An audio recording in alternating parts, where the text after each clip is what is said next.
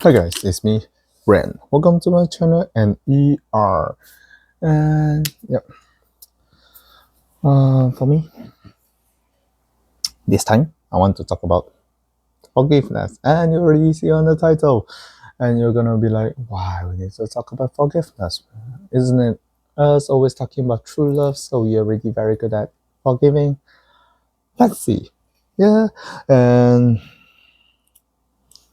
when I talk about forgiveness itself, why forgiveness is so much important is because like in the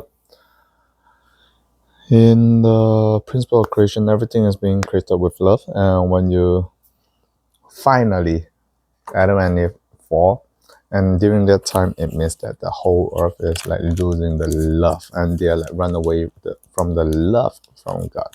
So that's why they feel confused, they feel suffering, and because of it.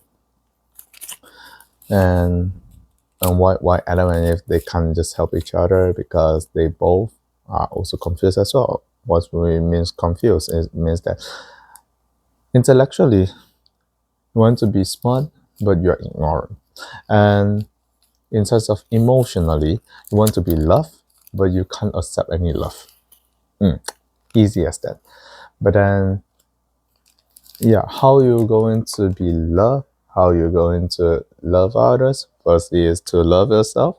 So that's why there's a lot of like religion, like talking about how you need to serve God. So then you found your own purpose, you found your own value. So because you found your own value, so that's why you are raising much more like a self-awareness, and also we can call it self-love in this era. But then, like a lot of time, like when people just talking about self-love itself, it sounds selfish, and a lot of people just using it as to rationalize like selfishness, and they're like, yeah, I just need to like do all this and just for my family, and blah, blah, blah, blah. And I'm like, bro, actually, it's not always that. It is not always the sense that you need to use the selfless to make justice about yourself, but that's not about today's topic. So yeah, so talking about self-love, and because the more that we love ourselves, we know how to love others. Easy as that. But come to forgiveness. When you finally meet someone that hurt you, and let's say, yeah, like usually when a grandfather being hit by somebody without respect, and like treating them like not as someone who put a lot of efforts into the house and something like this, they'll be angry, they'll be hurt, and they'll want to accuse onto someone.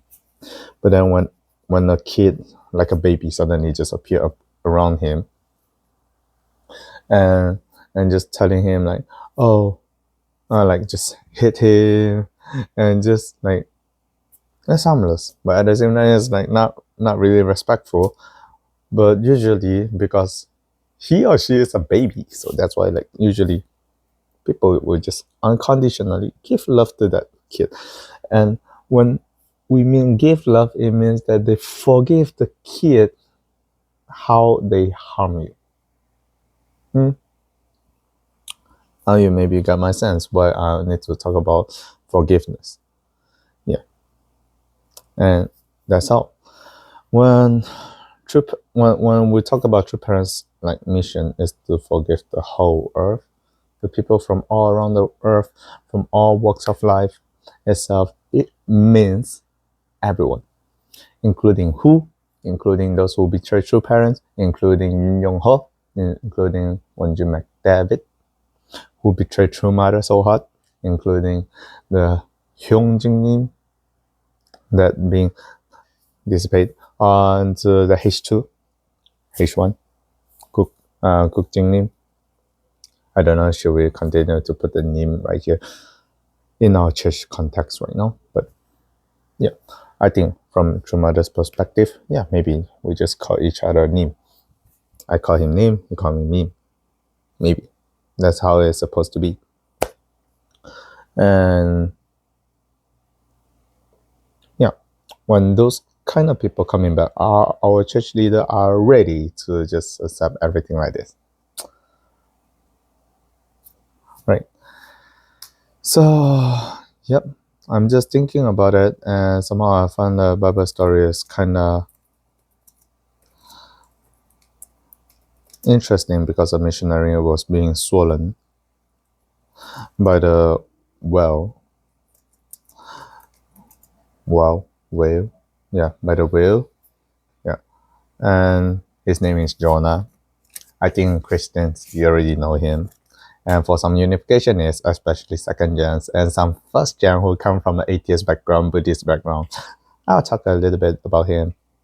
So Jonah, basically, he's a Jews missionary. So one day, God just suddenly sent him to a place and saying that you need to go and do witnessing to this people, spread my words, and saying that they need to repent or the punishment gonna come. And because like for Jonah, the bunch of people are the enemies. But then God is gracious. God will just forgive them. So he doesn't want to do that. He ran away from his mission and on a boat, and he's like, okay, so God can send me to that land, right? And suddenly he being swallowed into the whale. And after being swallowed into the whale, and he just continued to pray to God. And finally he obeyed to God and saying that, okay, I will just go to that land and just spread the word. And finally, he just suddenly being sent out of the whales, the mouth of the whales, and he just walk it down, and it's his missionary spot. Like somehow, like there's a sea transport, lively sea transport that a human just woke up from our living beings, and the people were shocked, and they are like, "Oh, who are you, and why you are being here?" And he just say his mission and like the message that being sent from God to the people. And the people, after hearing it, they all just repent. And after repent, God like, okay, no more punishment. Yeah, because you all just truly repent yourself, like being fearful to God. And then after that, Jonah is not happy again. Why? Because Jonah like, they are enemies. You are not supposed to punish them. But right now, you don't punish them. Instead, you just like allowing them, and you just forgive them. Oh God, allowing them to live. What kind of sense is that? And yeah, basically, yeah, that's how the story went. In the end, what happened, I kind of forget. Sorry, but yeah, just talking about like Jonah itself. Some Christians call like usually when unification is when we finally put up Jonah's story, just say that yeah, in the end you need to go to take up the mission and you need to do your mission work no matter how much you want to run away. Okay, that's one of the perspective. But if you're lucky enough and to open your open your ear and listen to how the Christians interpret to this story, they look at Jonah and relating Jonah to themselves. And they're like, yeah, so what if I'm the Jonah? I'm being sent to a place for my missionary, and there's very evil places. And yeah, maybe, okay, I just put an example. It sounds much more like a Sodom and Gomorrah, but yeah, the Epstein file talking about the island, yeah, the crazy island inside there. Maybe, okay, go in there and you see a bunch of people being seen and you're asking them to repent or telling them, yeah, if you continue to do this, you'll go to hell. Yeah, maybe, maybe. And when you seen that, when you just saw that I keep a life of faith for such a long time, and a person just needs to like, oh yeah, I've been like really, I truly repent myself, and then they got blessing. How you gonna feel? How you gonna feel? To be honest, sometimes when I see like some of the trainees right here, sometimes for instance, I will have a feeling that, oh, they are using these standards, and they are totally okay. But our international, we're paying such a big indemnity, and leaders are adding up all the, like piling up all the indemnity, and they don't want to make it much more lower. Yeah, and I'm like, what is happening here? Yeah, always in my mind, I have a question like, what's happening here? Like, is it out of my mind? Oh, yeah. Like, always this kind of situation will just click into the instinct, but at the same time, just think about myself. Yeah, like, who am I? Am I even perfect or not? Usually, no. And did I bring any result that I can love everyone yet? No. So, in a sense, okay, I have my feelings, and I need to admit that I have my feelings. My feeling will sit together with me, but then my feeling is not every part of the answer. Yeah, I mean, this is how I feel. I need to think about it. Yeah. So when we talk about the forgiveness itself, a lot of time is that mostly is that we don't focus on to our own self. We don't admit that we have made sin. Like, in a sense, we are sinner. And even though true parents like took away like our original sin, like the four sins, I already did the discussion before, like the four sins, but true parents only took away the original sin, and the other three sins we still need to hold up our own responsibility. We're still being a sinner that we need to pay our own indemnity. Or True Mother like already said that the indemnity era is over, so we are doing our own Zhongzong together and piling up everything. But then, still, we are imperfect. And even though you're living perfect up until right now, and you can't say that the next moment, the next second, you don't do anything.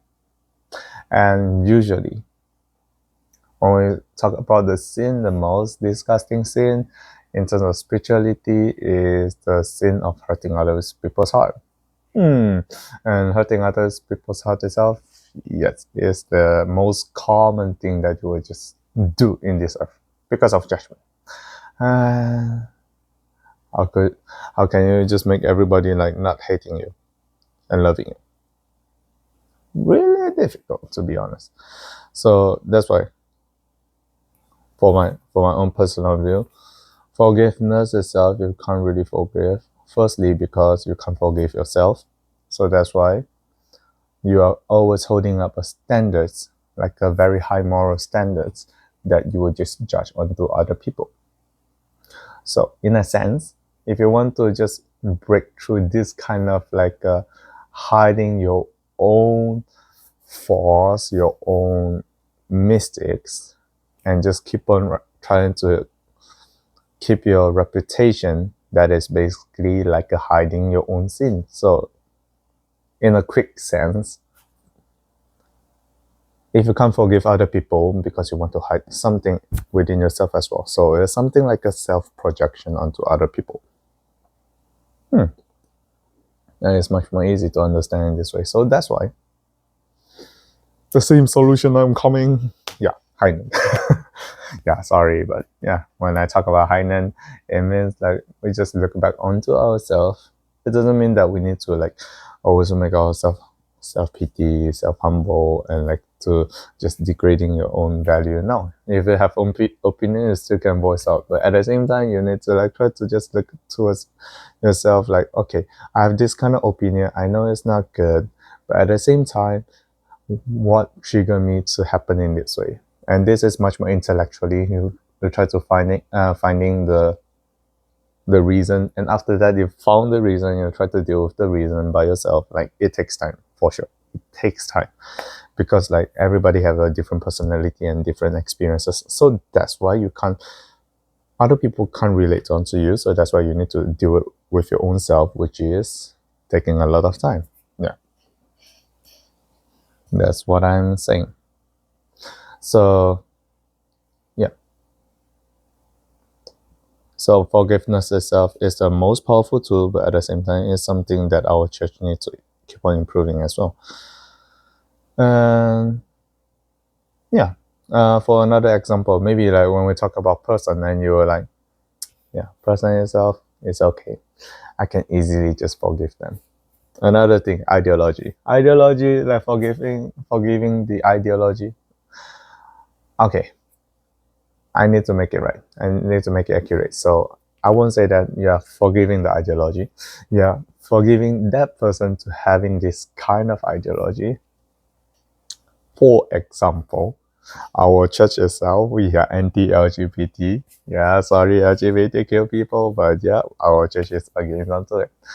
And for us, when we say we are against that idea, we don't against to that person. We love the people, we love that person. We don't try to do judgment on that people, but always when we talk about like this kind of value, it hurts them. And how are we gonna just forgiving? Because like when people like feeling hurt, they will just attack, and while attack, either you step back and you know that that's not right, or you want to confront them, and it will just create more hurt as well. So in this context, what are you going to do? Yeah, but I mean, this is like a really like interesting part of it for me. Like actually, church in terms of population itself, I mean percentage, we are supposed to have a certain possibility to suddenly got someone who say I'm LGBTQ. We're supposed to have some certain percentage of it. Yeah, for sure, a lot of them they just laugh, and second gens, yeah, first gens as well. But then, like in our church, like we'll just say always. Like if you read about like some psychology book and talking about like yeah, actually most of the people actually they are psychopaths, and those who are truly not psychopaths, only a minority of them. But because the majority are the psychopaths, so that's why, yeah, the like this world itself like is being having a lot of like weird rules. I'm not sure like truly the book how it just went. I mean, I just want to read it one day, but let's see when I will manage and finally get my time.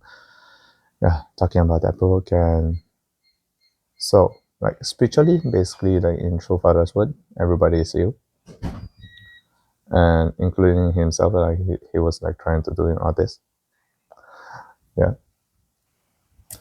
yeah. So okay, I just stop a little bit, but yeah. So basically, our church itself, yeah, we don't hate people, but the ideology itself is unsustainable. And when things is unsustainable, basically just mean one thing for us: this is not the answer. This is not the truth. Maybe it's a phenomena, but not the truth. Yep. So yeah, I mean, so when this kind of things happen, how are we gonna just do? Like, how are we gonna try to explain to the people, but at the same time, people is not accepting you and like trying to like just say, you're just being a cultist, you're being like a Hitler, you're just being like a Nazism. Yeah, but actually, you know what? Those who are like trying to impose onto other people saying that they are Nazism, you know what? Actually, Hitler is very much leftist rather than a rightist. He's really a left. Nothing right. If you truly just go through it. Yeah. The only similar thing that sounds like the right thing, and the rightest thing is, oh, our country needs to be pure.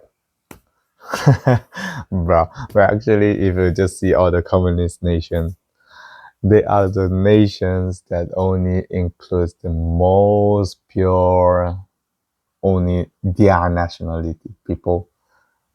They don't really mix races together. So, what you're talking about, right? So yeah, basically, like, that's what I want to say. Yeah, how to embrace those people, even though we have judgment. And the judgment itself is not to judge the people, but to judge the ideology. And yep, I think that's it for my video for today. It's pretty long. Sorry if you like my video, like it, share it, comment below, and also like subscribe, and also like put up the notification. And yep, see you in my next video. See ya.